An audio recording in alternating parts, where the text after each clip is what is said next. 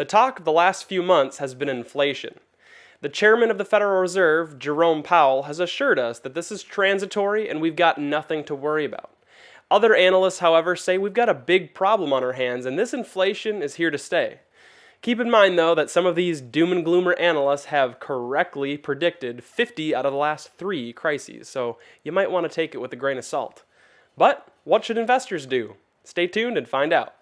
Tracking the CPI, or Consumer Price Index, is generally agreed to be the best way to calculate inflation. There have been some changes to how this is done. It's used to be more of a cost of goods index, where now it's more of a cost of living index, and some critics aren't completely happy with it being used as an overall metric of inflation, but the point remains it's generally agreed that this is an accurate reflection of inflation in the economy. But the big question remains, is the inflation we're experiencing now short-term, or is this going to continue into the future? Have the trillions of dollars that have been pumped into the economy via government stimulus and quantitative easing caused lasting inflation?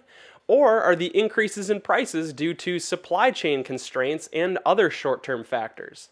In my opinion, there are good arguments on both sides of this, but I'm not going to go in depth on my personal opinion on this matter. Instead, I'm just going to be focusing on what matters most to you as an investor. First, I think it's important that we take a step back and view inflation through the lens of an ordinary citizen. Keeping inflation low is beneficial for everyone. Deflation is destructive, and by the same token, rampant inflation quickly erodes the purchasing power of all of our money. Keeping that inflation rate between 1 and 3% is what a lot of economists agree is the grease in the gears of the economy that keep everything running smoothly. But now if we view things as an investor and zoom back in, we might see something a little bit different. For example, I don't actually care what inflation is. It's not really going to affect what I'm doing at all. As an investor, my job is to find valuable companies at cheap prices, buy them, hold them, and achieve a positive rate of return. And inflation just doesn't enter into this equation. I'm trying to find these valuable companies no matter what. Inflation, no inflation, I'm going to be purchasing companies.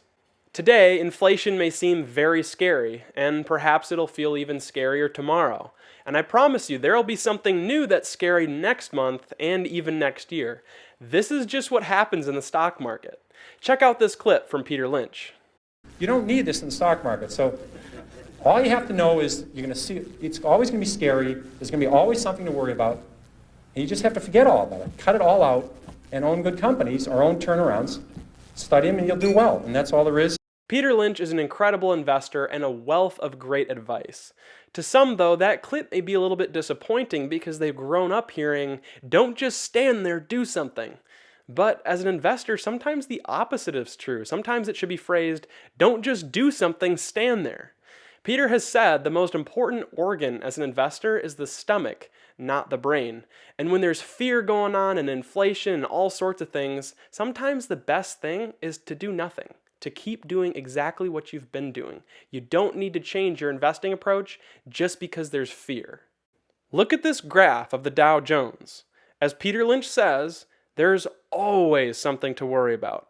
Bad things happen all the time. It's been this way forever. And guess what? Sometimes it does take a while for things to come back. But over the long run, it's very clear where the market goes. And we should consistently recognize the big picture when things are scary. It helps to keep us grounded, and it ensures that fear does not drive our decision making. In conclusion, inflation is here and it's going to be terrible. Maybe. Actually, I'm not really sure. I'm not going to place any bets on it, but what I am going to do is continue to buy stocks. Thank you so much for watching, and let's conclude the video with a portfolio review. Here we have a look at the portfolio performance over the past month. And if we look at a week view, we can see we're down $4,166, just under 6%. So it's been rough riding in the short term, but we can never control what the stock market or any stocks do in the short term. There are 2 companies that I'm considering adding additional shares in. First, we've got Corsair Gaming, and next, Micron. I've added 50 shares just recently in Micron, bringing my total up to 100 shares. And in today's video, we talked about inflation.